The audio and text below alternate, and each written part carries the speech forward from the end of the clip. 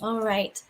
So I'm Tara Gold, and I'm here with Dr. Chris Chapple, who it is an honor to spend time with anytime I get to. Thank you for being with me, Chris, today. And I wanted to say to anyone who doesn't know who Chris Chapple is, that he is defined in Wikipedia. Whenever I find someone in Wikipedia, I know they've done some things because they had to do some things to be in Wikipedia. So here he is, what Wikipedia has to say about him, that he's an Indologist, and a scholar of the renouncing religions of India, namely yoga, Jainism, and Buddhism. He is the Doshi professor of Indic and Comparative Theology at Loyola Marymount University, Los Angeles, and he has written several books on the history and philosophy.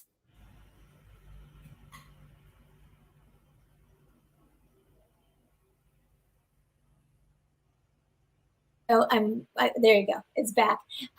One of the books, you've written so many books and you've written so many papers and you've put in some incredible programs that I know are influencing the way yoga is being viewed in the world, at least at a university level as one part of that, but also from the standpoint of bringing back important material that sometimes hasn't been considered, at least in the West, from my perspective of all the passions I've had with yoga.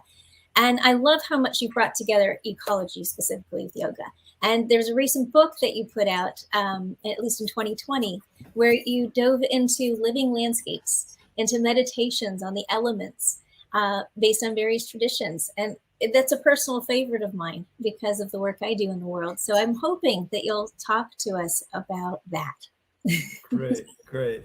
Well, I want to open by acknowledging my teacher and just tell the story a little bit of Garani Anjali and why this work is in so many ways made available to us through her gift.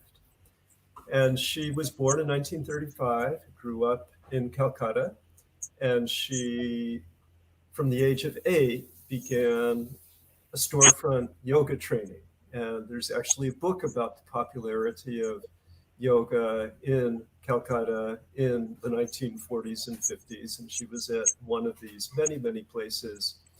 A lot of exuberance happening in Calcutta. It was during the time of the freedom struggle and during a time when India had really considered yoga and the practice of yoga in new ways. And what she claimed is that she didn't do anything original, very, very humble, and that she merely brought to us what she had received as a child. And when we think of yoga in the 21st century, we often think of yoga studios, we think of yoga postures, we think of therapy, we think of the sale, the purchase of yoga mats and yoga blocks and yoga straps, yoga clothes. And this is a little bit at variance with what we received in our training at Yoga Anandashram. And Grani Anjali found herself on Long Island raising 3 children when she felt this calling. She heard this calling to share what she had learned in order to provide solace and stability to a group of unruly, very young people. And we who gathered around and became her followers were teenagers, young 20s, some in college, some not. And we began in earnest to receive the gift of yoga as she taught it. And it began, yes, with the Tribanda, with the breathing exercises. It began with Surya Namaskar and Sarvangasana and Ananda Nagasana. But equally important, it required of us a taking up of a reflective process. And every week as we went into yoga class, we came prepared with reporting what we had practiced that prior week. And at the end of class, we would be given a new assignment. And the assignment was to practice a yama and a niyama in tandem with one another. So ahimsa, be gentle. Satya, be authentic. Asteya, be honest. Brahmacharya, be faithful to your vow. Aparigraha, minimize hoarding. And those were the abstentions, famously, and they were complemented with more positive observances. Shaucha, keep it clean. Santosha, be happy. Tapas, and this was very specifically applied that we were to fast one day a week and to keep silent one day a week. Very powerful purification practices. Then Svadhyaya, and I remember when I first met her, she said, read scripture every day. And then finally, Ishvara Pranidhana, to develop a faithful way of being within the world. And after getting this all sort of figured out and in order, and this took a good, I'd say 3, 4, 5 months of initial yoga practice, we went into a next level. And in this next level, we were given very simple instructions without any theory. We were told to get a plate 8 inches in diameter, place upon it soil, and gaze upon that soil for 20 minutes in the morning and 20 minutes at night. And we did this for a full month. And we were invited, in fact, encouraged to let our thoughts multiply and to make those thought connections between the soil upon which we gazed and the world which we engaged. So I remember I was a transfer student my first semester at Stony Brook University on Long Island. I had moved 450 miles from rural Western New York to the sandy loam of what used to be very, very fertile farmland. There were still farms here and there. And in fact, as I walked from my rented room to the campus bus toward the main buildings where we actually engaged in study, I walked by a farmer's field, I walked through a forest, I walked across a meadow, and the bus took us through a nature preserve, a Schiff Nature Preserve. And those moments that I'd had with that same soil then translated into, the food grown by this farmer, translated into, wow, these oak trees, translated into this grassy meadow filled with all manner of what grows on Long Island. And then the forest preserve itself, which had a profundity, but it was second growth forest. So I was, checking in on what I knew about tree growth and so on and so forth. And it just brought a very simple joy and appreciation. And we were also asked to keep a journal, which was quite a very good discipline. Did she do this with each element? Yes. That's where you're that going. Was the month of October. Okay. And then the month of November, we were given water, and we were to take a vessel, a clear vessel. Now they've become so popular. It used to be, where do I get a clear vessel? But now there's all those Pyrex containers that don't have markings on them. So easy to do. And to gaze upon that water for 20 minutes at morning, 20 minutes at night.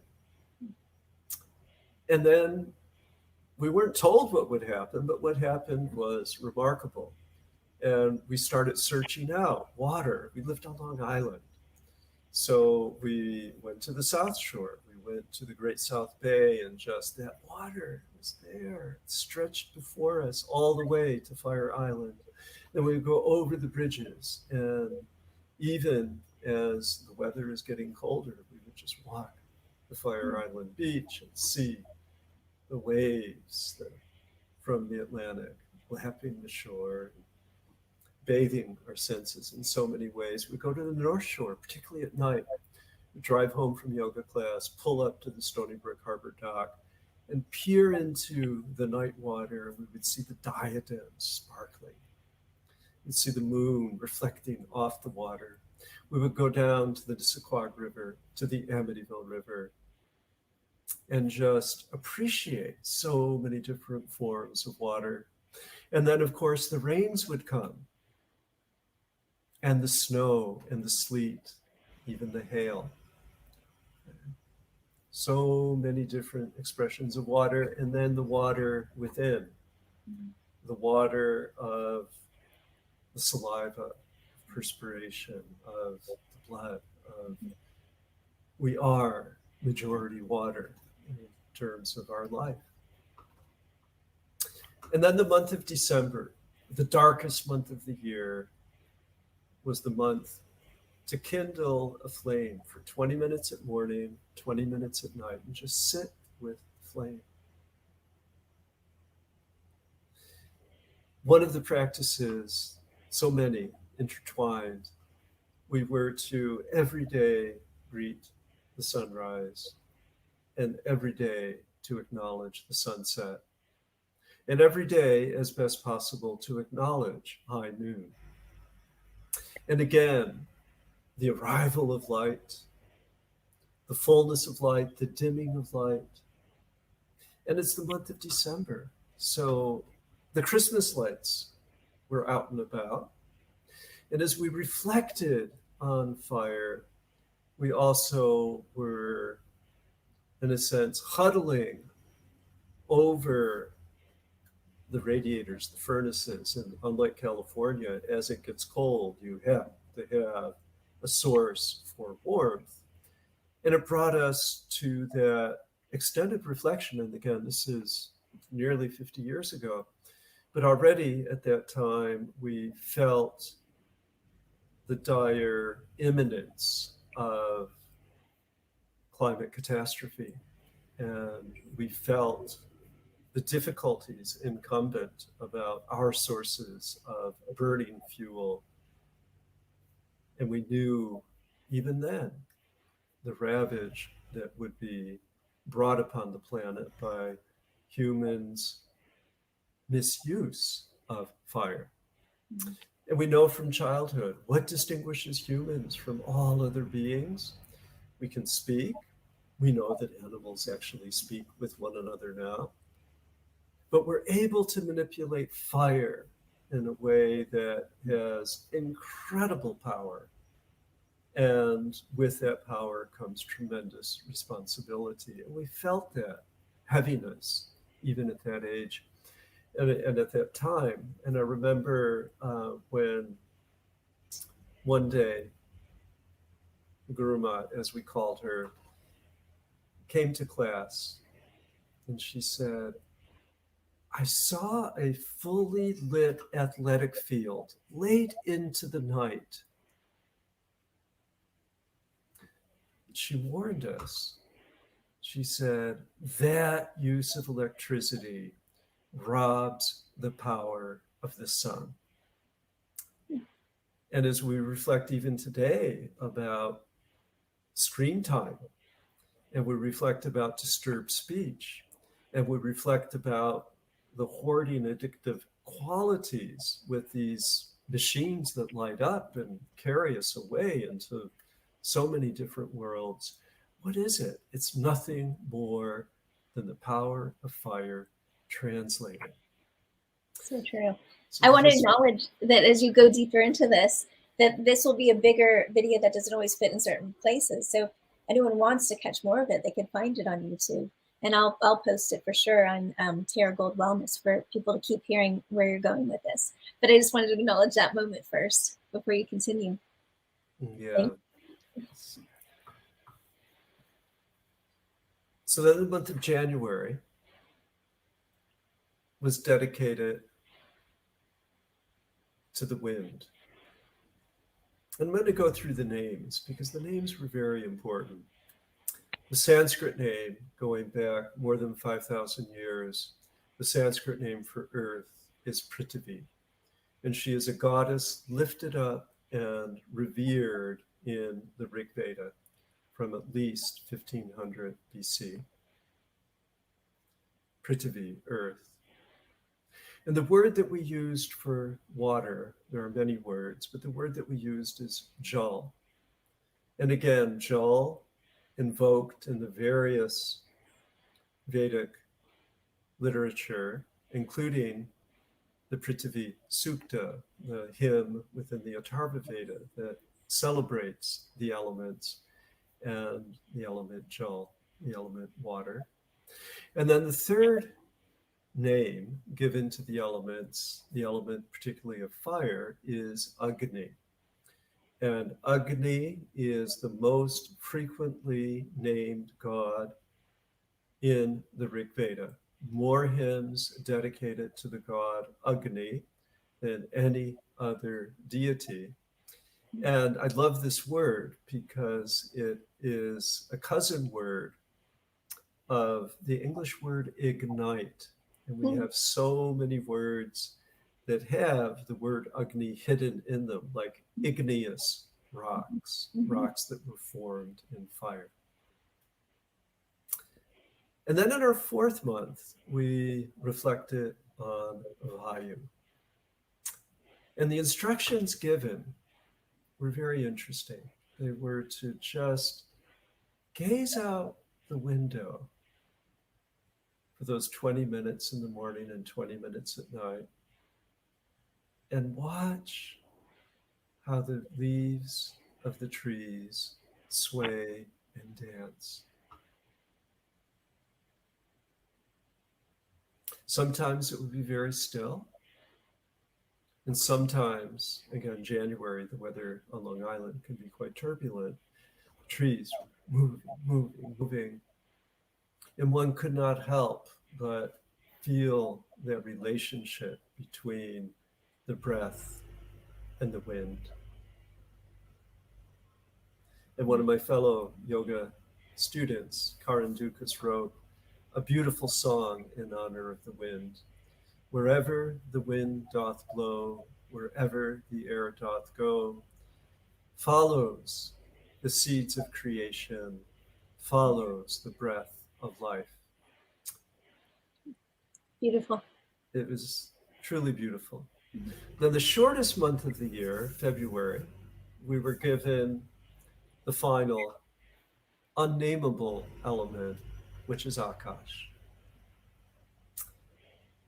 No instructions, just simply sit for 20 minutes in the morning and 20 minutes at night, reflecting on space. And this was accompanied with a practice of sitting in the ashram. And right now, you can see behind me windows. I have windows in front of me here. And just simply gazing into the emptiness of the open sky. And the space that gives that sense of literal spaciousness and freedom is a space that every day we co-create. So the most important space that has come to define me in 50 years of practice is the space in early morning of doing sadhana, the space of the Tribandha, of Surya Namaskar, of those 24 asanas, of sitting with mantra, of reading, taking up sacred texts, and generally in Devanagari every day, at least reading something in the original Sanskrit, and then just setting the feeling tone, the space of a life informed by that meditative repose. And this foundation of yoga is so simple and yet so complex, Mm-hmm. because wherever we find an entry point, so much can be discovered. Yeah. I find there's so much there that's available in this way of practicing yoga that you're describing, that it's never dull, because there's so much one can draw upon. And when I used to practice primarily more asana and less of what you've described, I did hit a point in my earlier years where I was seeking much more, and getting into bhakti and kirtan and chanting, and getting much more into the sound and the resonance of Sanskrit, Devanagari, and it changed something. It opened new doors and a new perspective. I found that I wanted to read much more philosophy and go deeper into understanding my mind and consciousness and breath in a very different way. So I really appreciate your context of what you're sharing as a fuller banquet of possibilities with yoga, that I think is true. A lot of people don't realize is really what yoga is about, right? This fuller spectrum. Yeah, and it was so interesting because people in more recent times, the last, say, 3 decades, have had free and easy and frequent travel to India. Mhm. But it was very expensive and very time consuming. It's always time consuming, but I've been practicing yoga regularly for a decade before I went to India. Mhm. And there was so much that seemed so familiar, that it was just so affirming that an entire world has been created that takes that aesthetic moment. In the Vedic language, it's called Rita.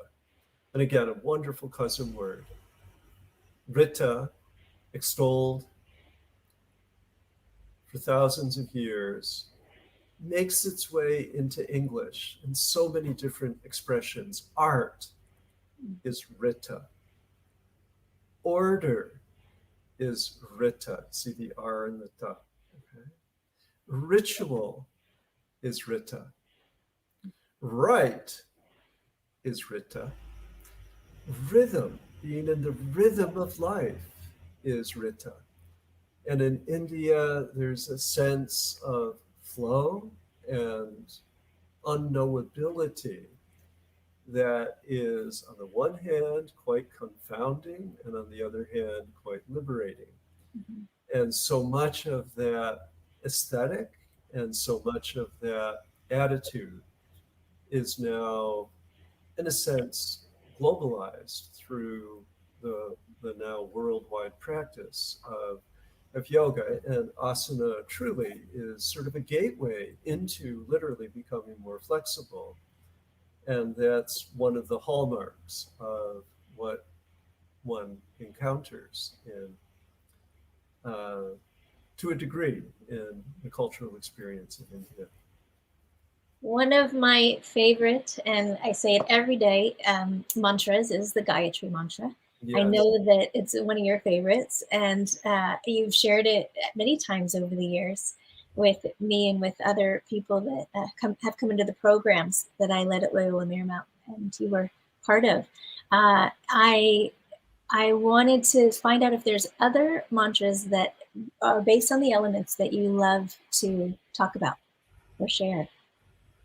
Yeah, the other one that really stayed within my sadhana from those years at Yoga Anand Ashram is the Devi mantra. And it's from the Skanda Purana.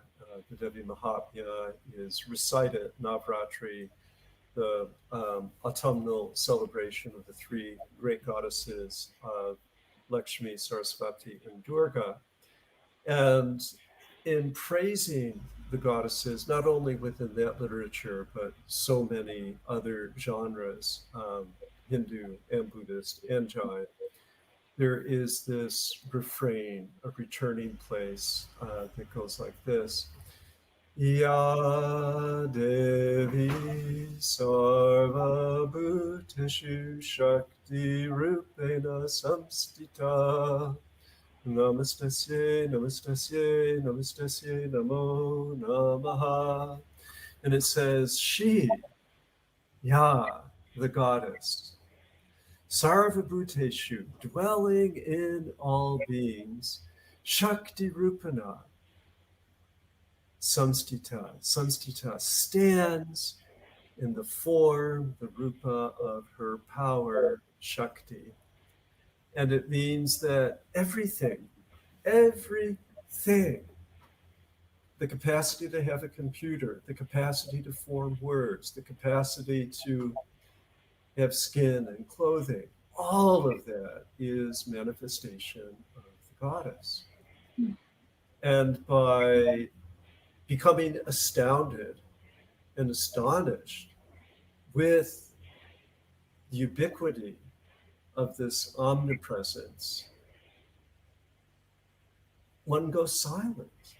And all of those troubles of me and mine and you and yours and all of that, in face of the tremendous expression taking form in all of the elements, that there's just this groundedness, Bhudevi, that emerges, where, as Julian of Norwich says, or said, back in the time of an early pandemic, she was sequestered in England behind a garden gate, and people would come by, and she was cloistered, she was removed, she stayed well, she lived long. Well, so many people were dying during the time of the Black Death in the 1300s. And she said, all will be well. And there's something about this combination of intimacy, understanding, and acceptance that allows us to simply be in the present rather than anxious about the past or the future. You just said it, how important that is to get present, right? Yeah. Of not being in the past or the future, and to be part of what can come of that from the most centered place or grounded place we can. Yeah, and that's why the daily practice is just so Yes. important. And even if it feels rote, doesn't matter. Even if nothing seems to be happening, doesn't matter, because in the aggregate there will be a calmness that will prevail. Beautifully said. I'm wondering what your feeling is around things like, I'm so aware of the fact that different generations are growing up with a totally different perspective of the world or the worlds possible through being part of Earth world realm.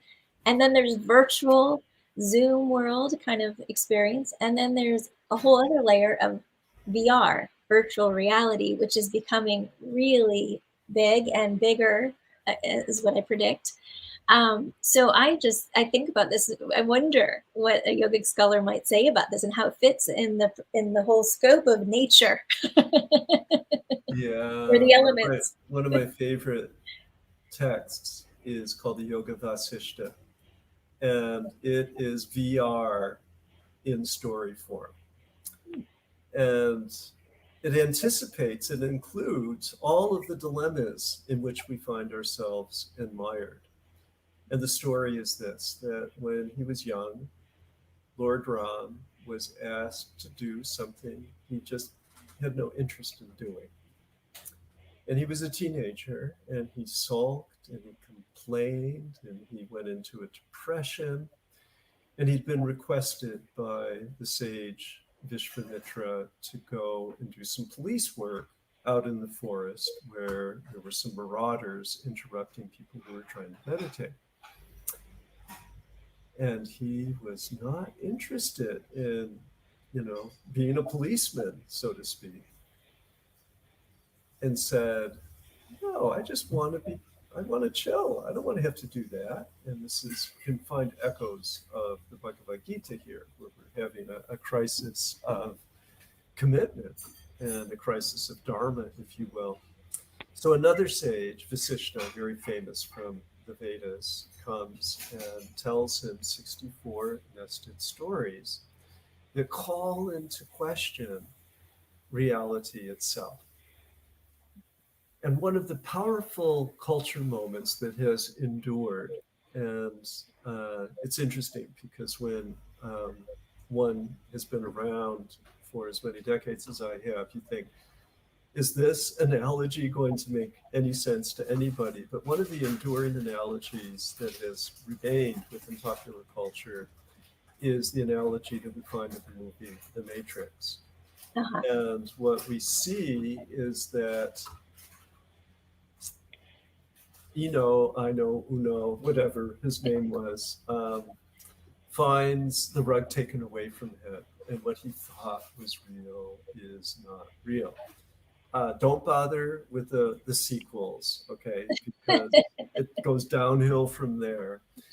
But what young people today have perceived, and I think there's a wisdom in this, and I think that they're learning it in part through the internet, through video games, is that we must always ask more questions. We have to interrogate whatever information we see. And when we think of, and I'm not having a pity party for these people because, not worth it, but the shaman who will be doing time for his crime said, "Oh, you mean what I believed wasn't real?" Mm-hmm. And it's a harsh lesson to learn. And what I think we can rely upon is that the universe always eventually provides correction. Mm-hmm. And as a parent, and my children are grown, you're still parenting, Mm-hmm. but there comes a time when, how much do you assert authority and how much do you love? Mm-hmm.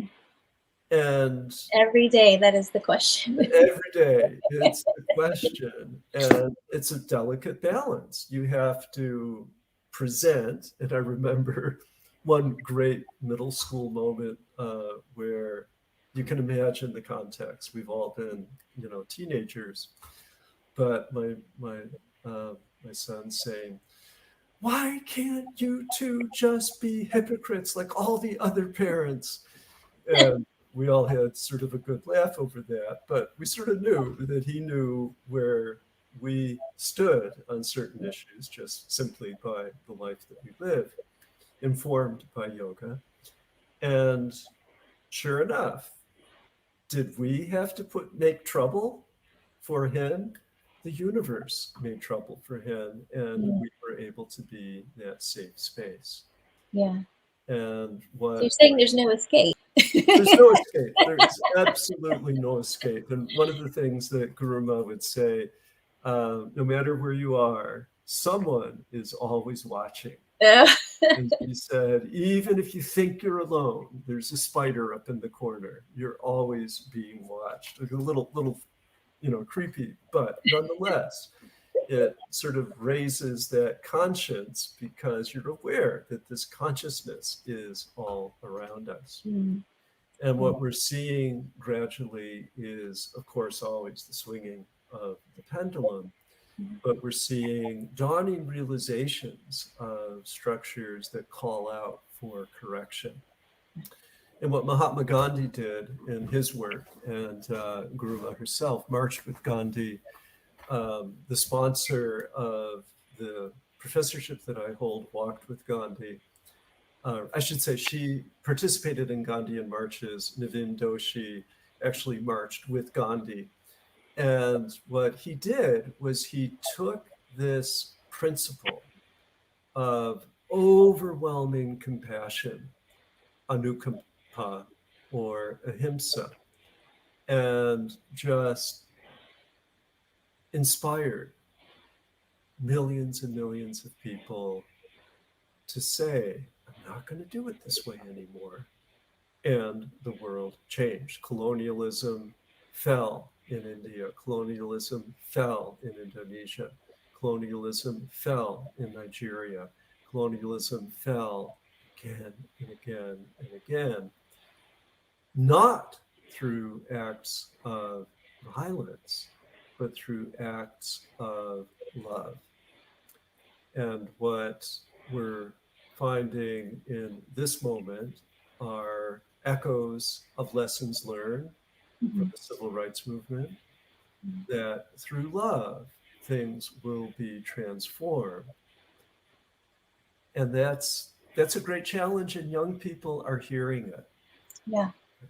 We're in such an interesting time. I find working one on one with a lot of people and in groups. It's been nice for me in my career to have both. Because I do the integrative medicine piece, and we do a lot with acupuncture and yoga therapy. And so I hear a lot of people come to me. They come to me often with their woes, their biggest woes, their deepest fears, their biggest things that they're facing in life. And I've heard so often different versions of what someone feels love is, right? So it's more loving to do this, or it's not loving to do this, and I can hear such variety in that and what that means to people. So I hear what you're saying, and I realize part of the conflict still is also a larger maybe embracing of what love could mean or look like in our culture right now. Yes, yes. Yeah, I just wanted to say that because it's been really up, given the pandemic, given the politics in our world right now. Yeah, people are very angry. People are very on edge. Driving all over, at least the United States, is erratic. Car accidents and deaths from car accidents are way, way up. And self-medication and opportunistic, really murders are taking place on the part of people who manufacture legal drugs that end up in situations of abuse. I mean, yeah, the problems are absolutely staggering.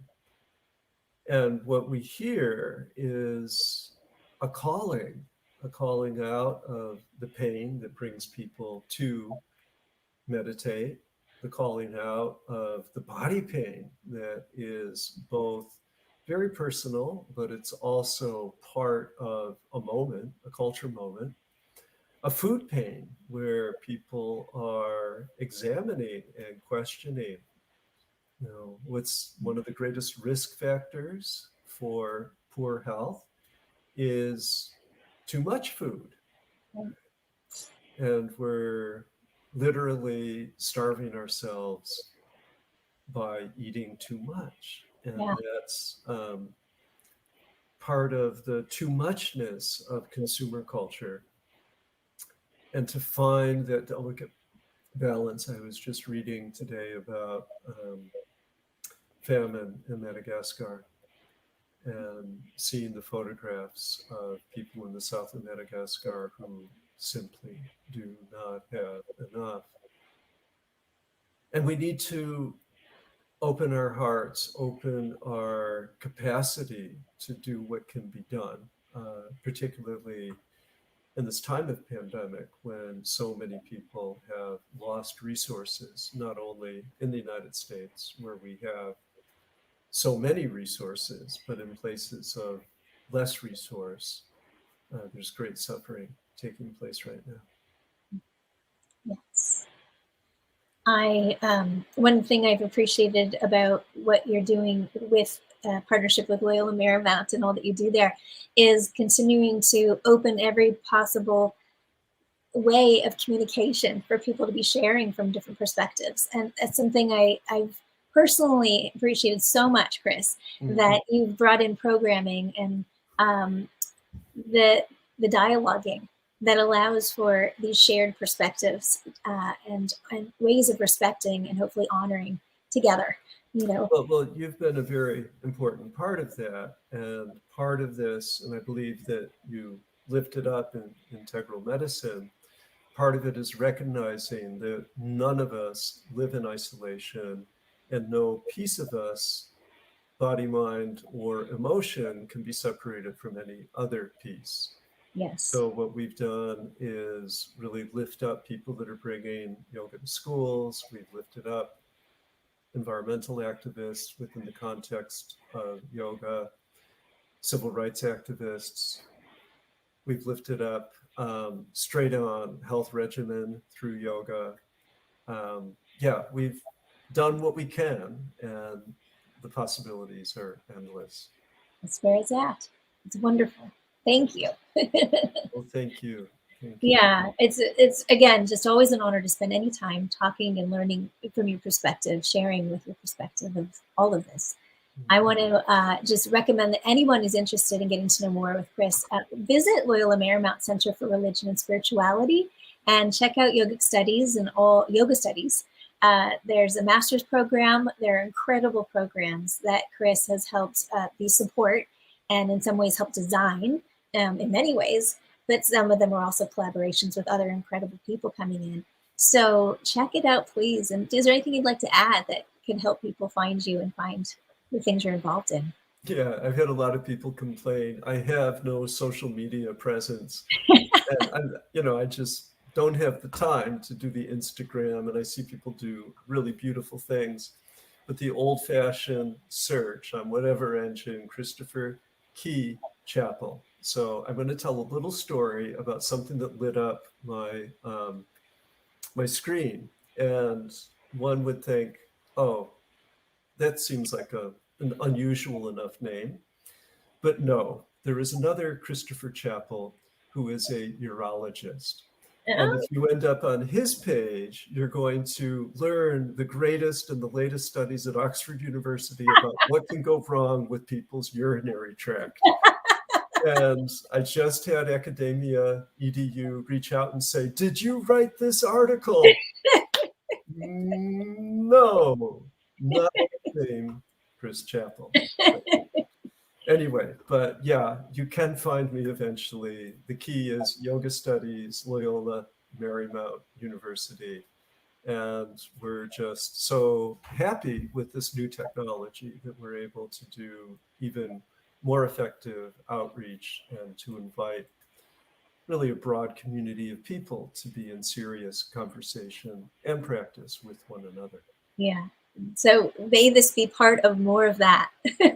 Yeah, and we have such great faculty. We have 5 full-time permanent faculty members at LMU who contribute to the success of this program. And I'm just one little piece of what can happen there. So I love it. Thank you, Chris. It's great. really a pleasure. Thank you. Carry on. Yes, you too. And we're going to end our live recording.